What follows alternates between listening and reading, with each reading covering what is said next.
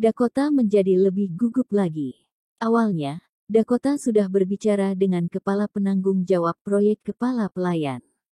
Yang tidak disangka, proyek itu tiba-tiba berpindah tangan, dan Dakota tidak tahu siapa kepala penanggung jawab proyek itu sekarang.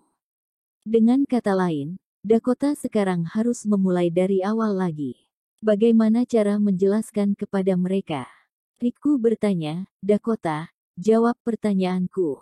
Dakota tidak punya pilihan Tian, hanya bisa berkata jujur, aku awalnya sudah kenal baik dengan kepala penanggung jawab proyek kepala pelayan, dan kami bahkan sudah menetapkan rencana kerja sama. Tapi tiba-tiba proyek itu berpindah tangan, aku juga tidak tahu siapa kepala penanggung jawab proyek yang sekarang. Riku berkata dengan tajam, dengan kata lain, kamu harus memulai dari awal lagi. Berarti semua dana yang sudah diinvestasikan sia-sia. Meskipun Dakota tidak mau mengakuinya, tapi inilah faktanya, dan dia hanya bisa menganggukkan kepalanya. Kamu bohong. Riku tiba-tiba marah, jika aku tidak mengetahui kebenaran terlebih dahulu, aku mungkin akan benar-benar percaya dengan kebohonganmu ini. Dakota segera menyangkal, siapa yang bohong, aku mengatakan sesuai fakta. Riku, fakta. Aku tahu kebenarannya, dan itu berbeda dengan apa yang kamu katakan. Ekspresi Brahma juga menjadi serius, Riku, coba katakan apa yang kamu tahu. Riku berkata, jadi begini kakek, aku khawatir dengan Dakota, jadi aku mengatur dua mata-mata di dekatnya. Dua mata-mata itu memberitahuku bahwa Dakota tidak menggunakan dana itu untuk humas sama sekali, dan dana itu semua masuk ke kantongnya sendiri. Omong kosong. Dakota sangat kesal, Riku, kamu jangan memfitnah orang. Aku tidak menggelapkan uang itu sepeser pun. Aku sudah menyerahkan uang itu ke humas. Aku punya bukti transaksinya. Riku, bukti transaksi bisa dipalsukan. Jika kamu memang ingin pergi mengurus proyek ini, maka kamu harus membuat kontrak kerja sama terlebih dahulu. Bisakah kamu membuat kontrak kerja sama sekarang? Darah Dakota tiba-tiba melonjak, dan wajahnya memerah. Tentu saja Dakota telah membuat kontrak. Namun, sudah dihancurkan oleh Reka dan itu ada di Tomota Group. Tetapi jika Dakota berkata demikian, apakah mereka akan percaya? Reka sialan. Dia membuatku dalam bahaya, kata Dakota melihat ekspresi Dakota. Brahma menyadari bahwa apa yang dikatakan Riku memang benar adanya. Brahma menatap Dakota dengan marah, Dakota, di mana kontrak itu? Keluarkan sekarang. Dakota mengontrol emosinya dan berkata, kakek, kontrak itu sudah dirusak suami Tokia, jadi aku membuangnya di Tomota Group. Jika kamu ingin melihatnya, aku bisa membuat kontrak yang baru sekarang. Cukup. Riku sangat marah, apakah kamu pikir kami bodoh?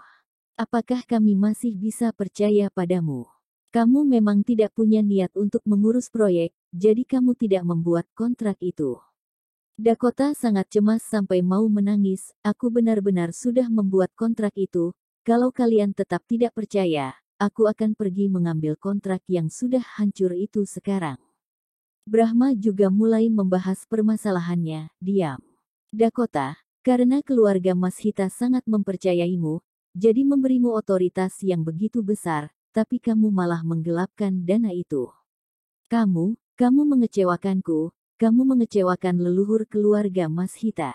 Mata Dakota berkaca-kaca, kakek, aku difitnah, aku tidak membohongimu. Pada saat ini, pintu ruang perjamuan terbuka, dan seorang pelayan masuk. Tuan Skyes, Bensu sekeluarga sudah tiba. Brahma berkata, biarkan mereka masuk. Dakota sangat gembira dan berkata, Tokia pernah melihat kontrak itu sebelumnya. Dan dia dapat membuktikan bahwa aku tidak bersalah.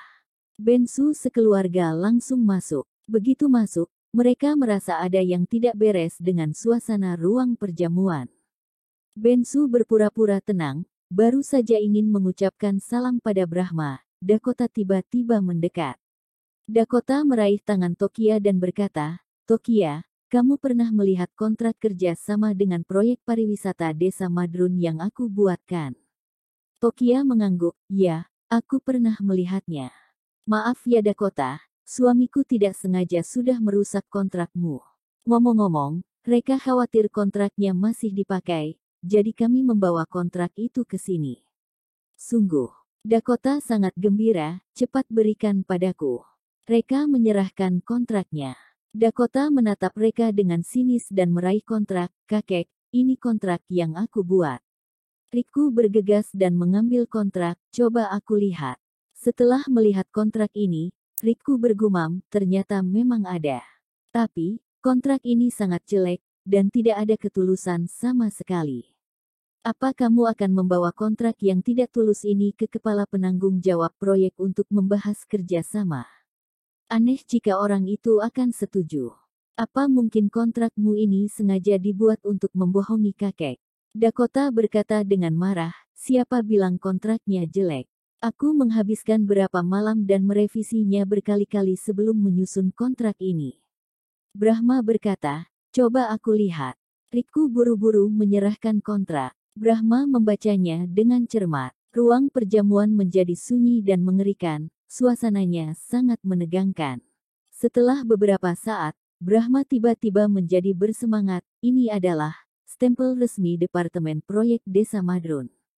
Riku, Departemen Proyek Desa Madrun telah menandatangani kontrak ini. Kali ini, semua orang menjadi gempar. Departemen Proyek Desa Madrun telah menandatangani kontrak kerjasama. Dengan kata lain, Dakota telah memenangkan proyek ini. Memikirkan orang-orang yang tadi menyerang Dakota. Sekarang wajah mereka seperti ditampar dengan keras.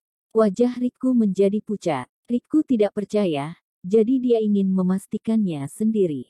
Benar-benar sudah distempel. Sialan Dakota, apakah kamu perlu serendah hati itu? Jelas sudah memenangkan proyek, tapi tidak langsung mengatakannya, malah menutupinya. Hal ini membuat Riku malu. Dan ekspresi Dakota lebih heboh daripada ekspresi semua orang yang hadir. Salah paham, ini semua salah paham. Riku dengan cepat menjelaskan, kakek, ini sebenarnya kesalahpahaman. Stempel itu palsu, palsu. Riku berseru, aku sudah tahu, dengan kemampuan kamu ini, bagaimana bisa memenangkan proyek besar ini. Kamu sudah memalsukan stempel pada kontrak, dan kamu masih bilang tidak berbohong kepada kakek dan keluarga Mas Hita. Jika Departemen Proyek Desa Madrun menyelidiki kamu karena memalsukan stempel, apa kamu sanggup menanggung akibatnya? Dakota buru-buru membela, kakek, bukan aku yang menstempel kontrak ini. Suami tidak berguna Tokia yang melakukannya, dan itu tidak ada hubungannya denganku. Suami Tokia yang tidak berguna. Mata semua orang dengan cepat terfokus pada Reka. Oh, aku sudah lama mendengar ketenarannya yang luar biasa. Ketika aku melihatnya hari ini, memang sesuai dengan reputasinya. Aku mendengar bahwa orang ini tidak hanya harus dihidupi istrinya, tetapi bahkan pernah masuk penjara. Membiarkan orang seperti ini berpartisipasi dalam ulang tahun keluarga adalah tindakan yang sangat tidak menghormati leluhur. Sangat disarankan untuk mengusir orang ini. Keluarga Bensu tidak berdaya menghadapi perselisihan ini, dan hanya bisa menundukkan kepala. Tapi, untungnya, mereka sudah terbiasa menjadi sasaran hinaan keluarga Mas Hita, jadi tidak ada gejolak emosi yang besar. Reka saat ini menghela nafasnya dalam-dalam. Jika aku tahu kalian akan bersikap seperti ini, maka aku tidak akan menstempelnya.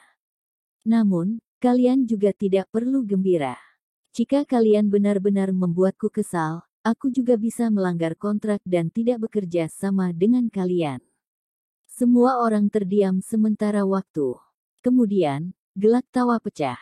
Hahaha, aku tidak salah dengar. Jadi maksud orang ini, stempel itu asli. Dengan kata lain, dia adalah kepala penanggung jawab proyek Departemen Desa Madrun.